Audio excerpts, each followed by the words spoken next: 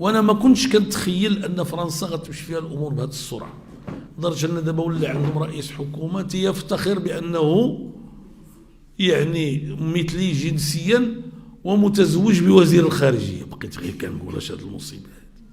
فرنسا دوله دوغول وميتيران وجاك شيراك ومتينو لا والى اخره. كيف هذا الشيء هذا؟ شنو وقع في العالم؟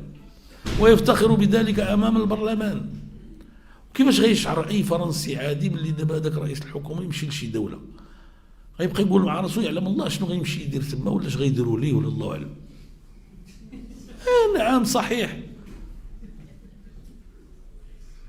وبغيت نقول لكم الا كتشوف هذا الشيء في فرنسا دابا، واش ما كتخافش على بلادك؟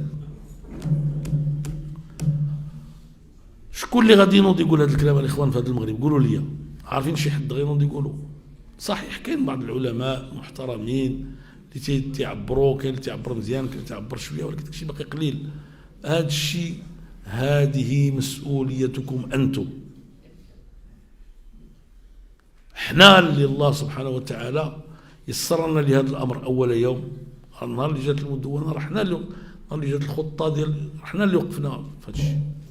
انتم اللي تخصكم تقوموا بهذا الواجب وتشيعونه في الناس وتقولوا هذا المنكر هذا المصيبه، ويوليو هاد الناس اللي كيقولوا هذا الكلام اللي كيقول لك الزعماء يوليو الناس تيقول لهم حشومه عليكم، عيب عليكم، يحشموهم. هذه هي السياسه. والا راه هادشي غيوصل للدار ديالكم غدا. انا كنقول لكم الاخوان، البارح كان مع واحد الاخ قال له عنده واحد البنت تزوجها، قال له شتي هذاك البنت ديالك؟ قال له غدا وبعد غدا غيجي ولدها يقول لها ماما، اسمعوا مزيان اش كنقول لكم، ماما راه انا تزوجت بهذا الولد. وتجي بنتها تجيب لها بنت تقول لها ماما راني تزوجت بهذا البنت. اش غدير ديك الساعات؟ تسمح في ولادك؟ انا شفت ناس اللي هذا الشيء هذا بداو كيتقبلوه في المغرب. اي نعم، واخا باقي ما وقعش في المغرب بصفه علانيه، ولكن رحنا غاديين.